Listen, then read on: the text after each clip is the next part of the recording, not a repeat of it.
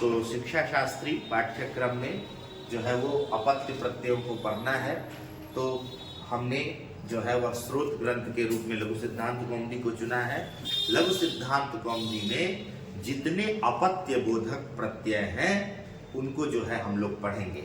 यद्यपि हम लोगों ने जब जो है वह अपने पहले के जो विगत वर्ष के प्रश्न थे उनका जब हम लोगों ने अभ्यास किया तो मुझे लगा कि प्रश्न बिल्कुल आपके पाठ्यक्रम से आ रहा है और यहीं से प्रश्न आया है।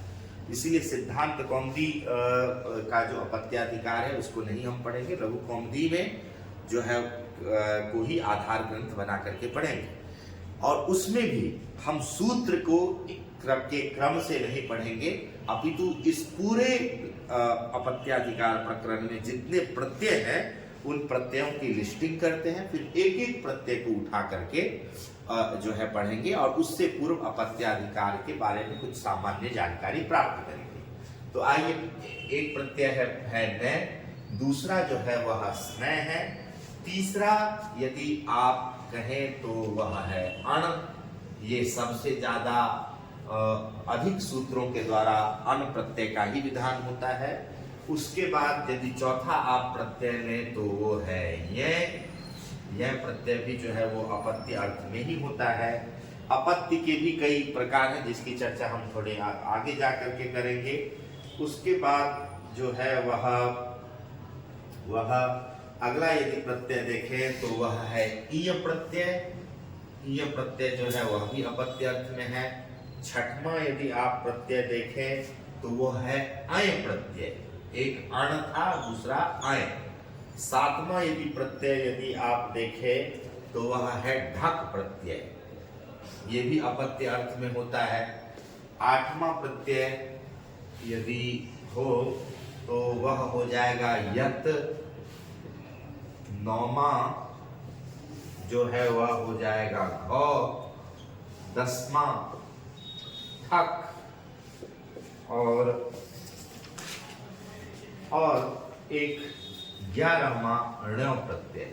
मिला जुला के अपत्याधिकार प्रकरण पर इन 11 प्रत्ययों की जो है वह चर्चा की गई है। अब इसमें से एक एक प्रत्यय को लेने से पूर्व अपत्य के बारे में कुछ सामान्य जानकारी हम लोग प्राप्त करते हैं। तो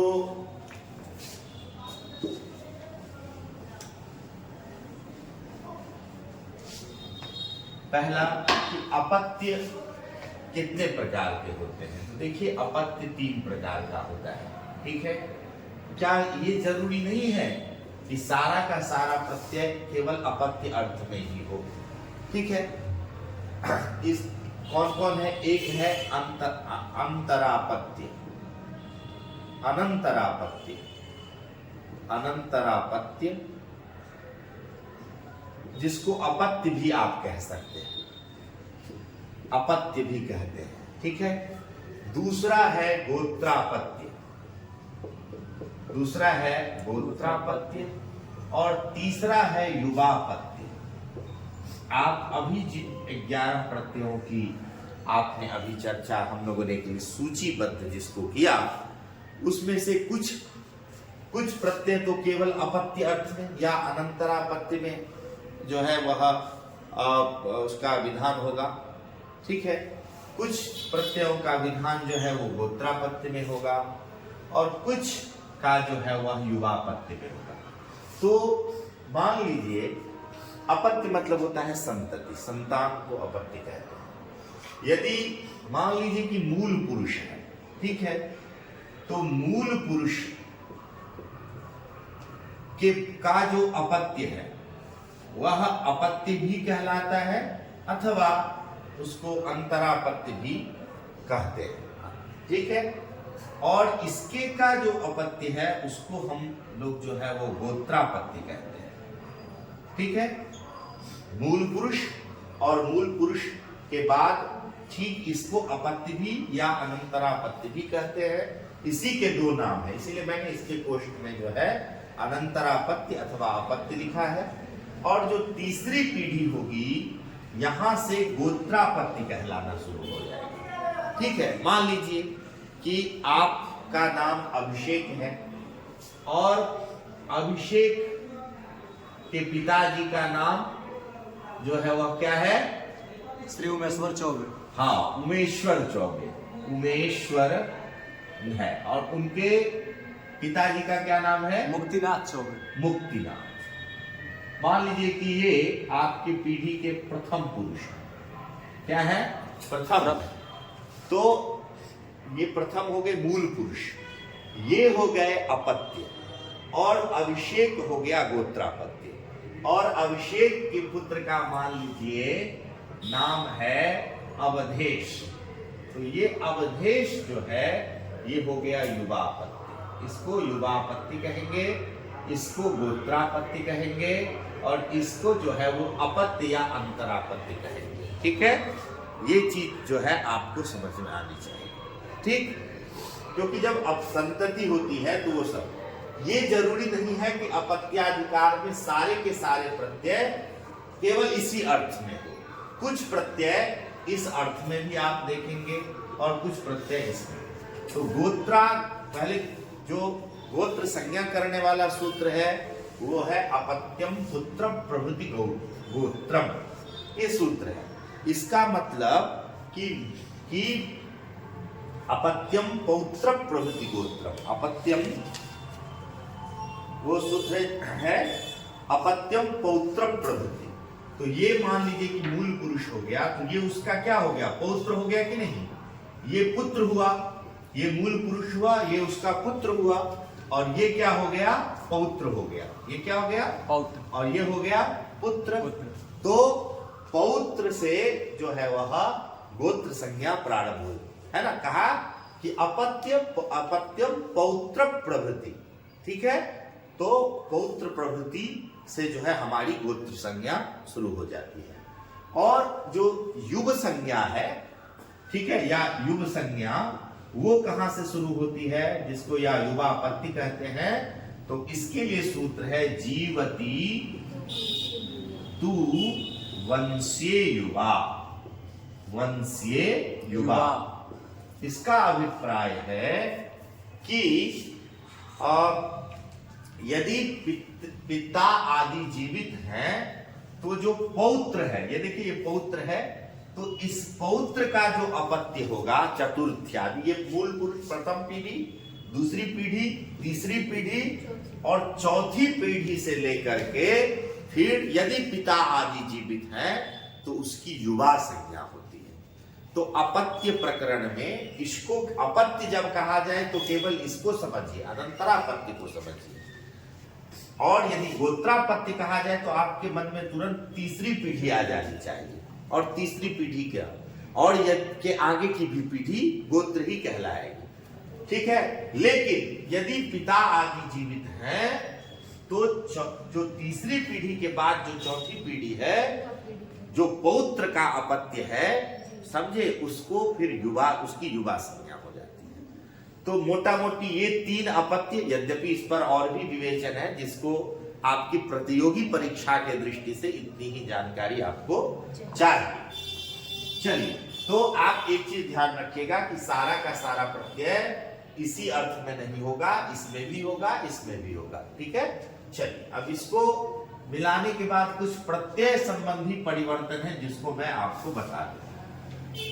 आपने यदि गौर किया होगा तो जितने भी प्रत्यय की अभी हमने सूची बनाई है, उन प्रत्ययों में अनुबंध के रूप में अधिकांश प्रत्ययों में ण था और य था।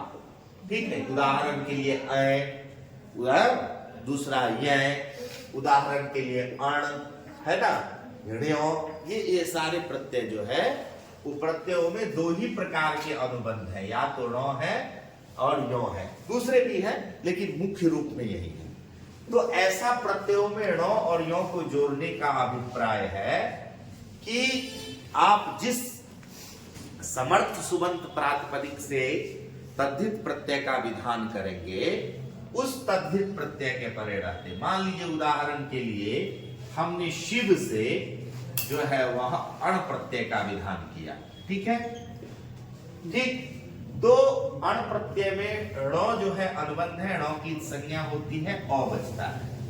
तो तद्धित में ये आप दिमाग में बिठा लीजिए अच्छे से कि यदि आपका प्रत्यय, ठीक है, इत, देखिए ध्यान से, इत है अथवा ऋत है अथवा कित है, ठीक है, कित है, ये तीन तरह के प्रत्यय यदि आपको प्लस के बाद में है तो उससे पूर्व में जो प्रातिपदिक होगा उसके प्रथम स्वर के स्थान पर वृद्धि हो जाता है, ठीक है। तो शिव में प्रथम स्वर ई है, ई के स्थान पर वृद्धि क्या हो जाएगा, ऐ। इसके लिए कौन कौन सूत्र है, तो सूत्र है तद्धिते स्वचा मादे, तद्धिते स्वचा मादे स्वचा मादे। ये किन किन प्रत्ययों के परिणते करता है, नित प्रत्यय के परिणते और ऋत प्रत्यय के। और यदि कित प्रत्यय है तो उसके लिए सूत्र है कितिच। लेकिन सूत्र ना भी याद रहे तो इतना स्मरण में होना चाहिए कि जो तद्धित प्रत्यय आप कर रहे हैं, समझे आप, ये जैसे कि मान लीजिए जिसके अंत में यो है, ठीक है, उसका उदाहरण नय भी था, स्नय भी था, अय भी था, बहुत वगैरह। अणित का उदाहरण यो था, अण था, ठीक है। तो जिन प्रत्ययों का आप विधान कर रहे हैं वो प्रत्यय में यदि तीन अनुबंध ण, यो और क लगा हुआ है, जैसे आप आगे ठक करेंगे, तो ऐसे प्रत्ययों के परे रहते जिस समर्थ सुबंत प्रातिपदिक से आपने तद्धित प्रत्यय किया है उसके प्रथम स्वर के स्थान पर वृद्धि हो जाएगा। ये बात गांठ बांध लीजिए, क्योंकि प्रक्रिया में इससे सरलता होगी, समय कम लगेगा, एक चीज। दूसरा जो है वो आपको समझना है कि, तो ये एक काम हो गया जिसको हम कह सकते हैं कि हमने क्या देखा, आदि स्वर वृद्धि, प्रथम स्वर के स्थान पर वृद्धि। ये बहुत जगह आपको तद्धित में मिलेगा। दूसरा है जिसको हम कहते हैं भौ संज्ञा, और ठीक है, और आपका हो गया इकार अकार लोप, इकार अकार लोप और अकार लोप, सूत्र यस्य जो अलोप, ठीक है। इसमें क्या कर समझना है कि यदि प्रत्यय आपका कौन सा प्रत्यय, तद्धित प्रत्यय आजादी है, कैसा है, आजादी है, मतलब स्वर उसके का प्रथम अक्षर है, ठीक है, स्वरादि है, तो उसके परे रहते जो प्रातिपदिक होगा उसकी जो है, क्योंकि समर्थ सुबंत से ही तद्धित प्रत्यय करते हैं और समर्थ सुबंत पूरे तद्धितांत की हम प्रातिपदिक संज्ञा करते हैं, ठीक है। तो तद्धित से पूर्व में यदि आपका जो भी प्रातिपदिक होगा उसकी कौन संज्ञा होगी, यदि आजादी प्रत्यय है, तद्धित जो तद्धित प्रत्यय आप कर रहे हैं वो यदि आजादी है, उसका पहला अक्षर स्वर है, तो उस प्लस से चिन्ह से पहले जो भी होगा उसकी भौ संज्ञा होगी, ठीक है।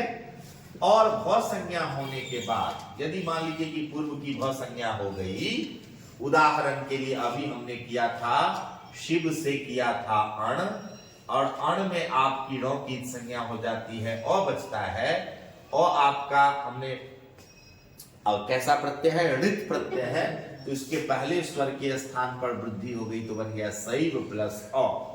अब ये अण जो है आजादी प्रत्यय भी है, तो इससे पूर्व में शैव की भौ संज्ञा हो जाएगी, और भौ संज्ञक जो होगा उसके अंत में यदि अ, ठीक है, या ई रहा तो उसका जो है वह लोप भी क्या हो जाएगा, हो जाएगा। तो ये वो जो है वह हलंत हो जाएगा, ऐसा बन जाएगा शैव और अ।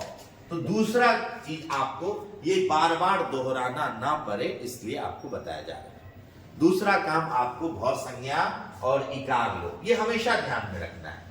तीसरी जो बात है वह है प्रत्ययादेश। तद्धित प्रत्ययों में कुछ प्रत्ययों के स्थान पर आदेश होता है, ठीक है। तीसरी बात आपको याद रखनी है प्रत्ययादेश, ठीक है, प्रत्ययादेश, प्रत्यय के स्थान पर आदेश होता है। यहां पर बहुत सारे प्रत्यय वो परिगणित है, तो वो कौन कौन है, जैसे देखिए फ है, फ प्रत्यय है, तो केवल फ के स्थान पर क्या आदेश हो जाएगा, आयन। क्या आदेश हो जाएगा, आयन। आयन। ठीक है, फ के स्थान पर क्या हो जाएगा, आयन। आयन। ध के स्थान पर जो है वह क्या हो जाएगा, नहीं, एय। ध के स्थान पर एय। ख के स्थान पर जो है वह ईन। ख के स्थान पर क्या हो जाएगा, ईन। ये आपको ध्यान में रखना है। छ के स्थान पर जो है वह ईय। क्या आदेश होगा, ईय। छ के स्थान पर ईय। ठीक है क्या, लेकिन याद रखिएगा केवल छ के स्थान पर होगा, केवल ख के स्थान पर, केवल ढ के स्थान पर और केवल फ के, मतलब पूरे ढ के स्थान पर नहीं, जो व्यंजन अंश है उसमें उसी के स्थान पर। ठीक है, उसी तरीके से जो घ होगा उस घ के स्थान पर ईय। क्या हो जाएगा, ईय। यहां पर छ के स्थान पर ईय, दीर्घ ई, और घ के स्थान पर ईय, ह्रस्व ई। ठीक है, ये अंतर आपको समझना है। उसी प्रकार से जो है वह ये सूत्र आपको ध्यान में रखना है। ये 5 प्रत्यय हैं जिनके स्थान पर आयन, ए, ईन और ई और घ ये आदेश होते हैं। ध आया ना ये, नहीं, ठ के उसके लिए अलग से सूत्र है, ठस्य का है। तो मुख्य रूप से फिर से एक बार दोहरा दूं संक्षेप में, यदि आपका तद्धित प्रत्यय यदि इत है, ऋत है और कित है, तो उस ऐसे तद्धित प्रत्यय के परे रहते, यदि मान लीजिए प्लस चिन्ह के बाद ऋत, कौमा कित और यित प्रत्यय है, तो आपको प्रथम स्वर के स्थान पर वृद्धि होगा। और यदि आपका प्रत्यय आजादी है तो उससे पूर्व की भ संज्ञा यचि भम से और इकार अकार लोप यस्येति च से। किस सूत्र से, यस्येति च। यचि भम से भ संज्ञा और यस्येति च से जो है वो आपका इकार और अकार लोप होगा। प्रत्ययादेश यदि आप याद रखेंगे कि फ को आयन, ठीक है, घ को ए, ख को इन, छ को ई और घ को ई, ये आदेश होते हैं। तो प्रक्रिया पक्ष जो है वो आपका अत्यंत जो है वो सरलता से समझ, ये सामान्य बातें हैं, बार बार आएंगी, इसीलिए इसको जो है वह दृढ़ता से समझ लेना है। ठीक है, चलिए अब हमने जो लिस्टिंग किया उसमें पहला प्रत्यय कौन सा प्रत्यय था, अपत्य बोधक प्रत्यय में पहला प्रत्यय कौन सा है, न। पहला प्रत्यय क्या है, न है, पहला प्रत्यय न, और दूसरा प्रत्यय था स्न।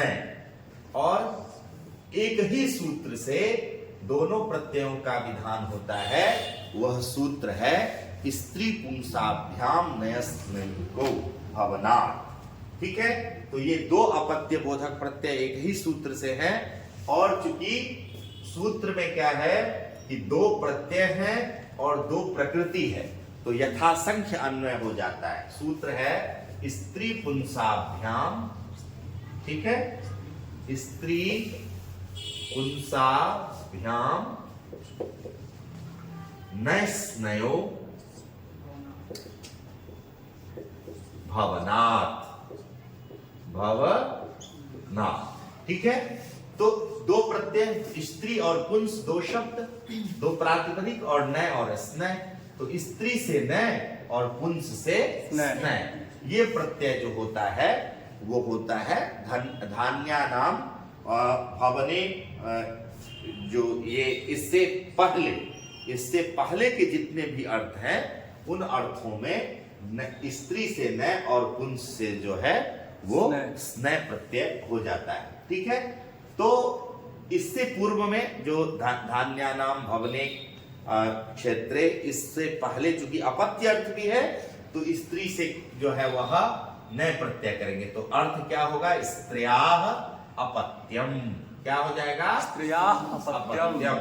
इस अर्थ में हम स्त्री नस, हमेशा एक चीज और ध्यान रखिएगा, कि ये जो तद्धित प्रत्यय है वो समर्थ सुबंत से आता है, तो कभी भी स्त्री से सीधे नए प्रत्यय नहीं होगा, स्त्री नस से, और तब जो है वह इस सूत्र से नए प्रत्यय होगा। ठीक है, इस पूरे की तद्धितांत होने की प्रातिपदिक संज्ञा हो जाएगी। क्या कौन सी संज्ञा होगी? प्रातिपदिक। किस सूत्र से? कृत तद्धित समासाश्च से, क्योंकि नए तद्धित प्रत्यय है ना, और पूरा आपका तद्धितांत हो गया ना, तो तद्धितांत होने से ये प्रातिपदिक कहलाएगा, और इसके अवयव जो सुप है उसका लुप हो जाएगा। ठीक है, सुपो धातु प्रातिपदिक से तब स्त्री और नय ये स्थिति आएगी। आगे वाले उदाहरण से मैं इतना नहीं बताऊंगा। उसी तरीके से पुंसः अपत्यम, तो आप फिर जो है वह पुमान और नस नहीं बोलूंगा। ये बात आपको सामान्य रूप से सबका भी अपत्य अर्थ में होगा। अभी अपत्याधिकार पढ़ रहे हैं तो अपत्यार्थ में ही जो है, ये जरूरी नहीं है कि स्त्रैण और पौंस शब्द जो है वह केवल अपत्य, स्त्रियाः भावः, इस अर्थ में भी स्त्रैण बन सकता है। इन्होंने एक अर्थ नहीं कहा है, कहा है कि धान्यानाम भवने क्षेत्रे, इससे पूर्व जितने भी अर्थ हैं सब अर्थों में, तो इससे पूर्व चूंकि अपत्य अर्थ भी है, तो अपत्य अर्थ में भी ये प्रत्यय हो जाएंगे, अन्य अर्थों में भी होंगे। मैं ये कहना चाहता हूं कि हर उदाहरण में मैं सुबंत से प्रत्यय की उत्पत्ति ना दिखा करके सीधे स्त्री से न कर दूं, पुंस से न कर दूं, स्नय कर दूं, तो आप इन चीजों को समझ लीजिए मोटे तौर पर कि जितने भी तद्धित प्रत्यय हैं वो सुबंत से, समर्थ सुबंत प्रातिपदिक से होते हैं, केवल प्रातिपदिक से नहीं होते हैं। क्योंकि सुपलुप के बाद प्रातिपदिक भी बचता है, तो सामान्य तेजी से बताने के लिए आगे यदि मैं केवल प्रातिपदिक से प्रत्यय करूं तो इन चीजों को आप समझ लीजिए। ठीक है, स्त्री न हुआ, न में यौ अनुबंध है, स्त्री न हुआ। ठीक है, स्त्री न हुआ। ठीक, अब यहाँ पर जो है वह एक ही स्वर है, स्त्री में ई, इसको वृद्धि हो जाएगा और बन जाएगा स्त्री न, और फिर जो है वो णत्व हो करके बन जाएगा स्त्रैण। क्या बन जाएगा? स्त्रैण। स्वादि विसर्ग, रुत्व विसर्ग करने से स्त्रैण ये रूप जो है वह बनेगा। ठीक है, इतनी बात समझ में आ गई। उसी प्रकार से चूंकि न किससे होगा, तो स्त्री से, हमने कहा स्त्री से न होगा और पुंस से स्नय होगा, तो पुंसाम, पुंसः अपत्यम, तो पुंस शब्द है। ठीक है, पुंस शब्द है ना, तो इससे स्नय करेंगे, क्या करेंगे? स्नय, स्नय करेंगे, और इसमें जो है वह क्या हो जाए?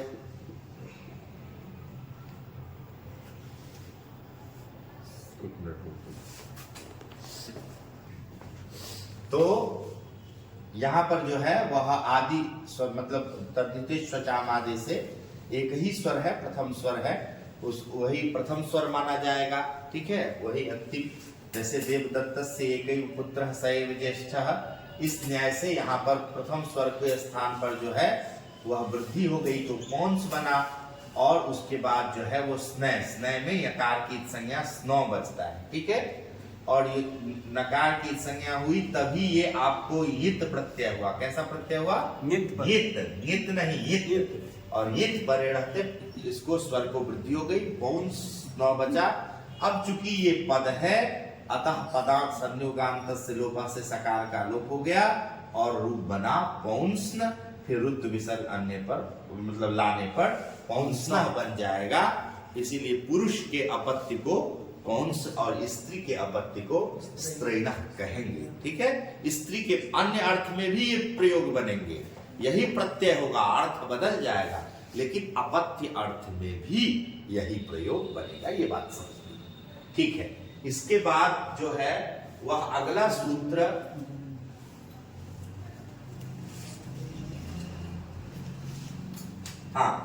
जो है वह है, आप लोग पुस्तक खोल के रखें। ठीक है, अगला जो प्रत्यय है वह अण प्रत्यय है। कौन सा प्रत्यय है? अण प्रत्यय है। तो हमने 2 प्रत्यय पढ़ लिए, 11 प्रत्यय। तो नए स्नय के बारे में हम लोगों ने आज पढ़ा, और इससे आगे जो 11 प्रत्यय में बाकी जो प्रत्यय बच गए अण आदि, इसके बारे में हम अगली कक्षा में जो है चर्चा करेंगे।